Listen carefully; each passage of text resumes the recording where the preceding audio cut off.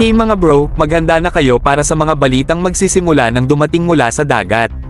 Ang Philippine Coast Guard ay nagpakita ng interes na bumili ng hindi lang isa, kundi marahil ng dalawang Guardian Class 39.5 meters patrol boats mula sa Australian shipbuilder na Austal.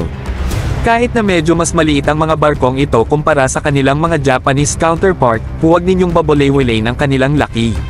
Sa kanilang napatunayang galing sa seguridad sa karagatan, ang mga barkong ito ay may malaking potensyal.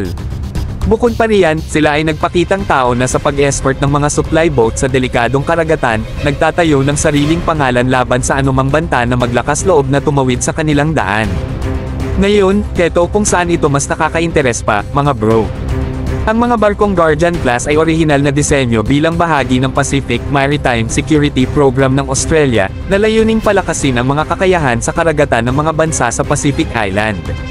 At bagaman sa simula ay may dala lang silang mga light weaponry, tayo ay nagsasalita ng tungkol sa Pilipinas, dito isang bansa na kilala sa determinasyon at pagiging matatag.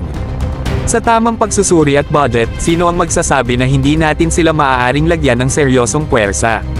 Kaya, itaas ang angkla at maglayag tayo patungo sa isang hinaharap ng pinabuting seguridad sa karagatan, mga bro. Sa posibleng pagdagdag ng mga patrol boat ng Guardian Class sa ating flota, ang Philippine Coast Guard ay handang-handa na ipagtanggol ang ating mga karagatan ng may estilo at kumpiyansa.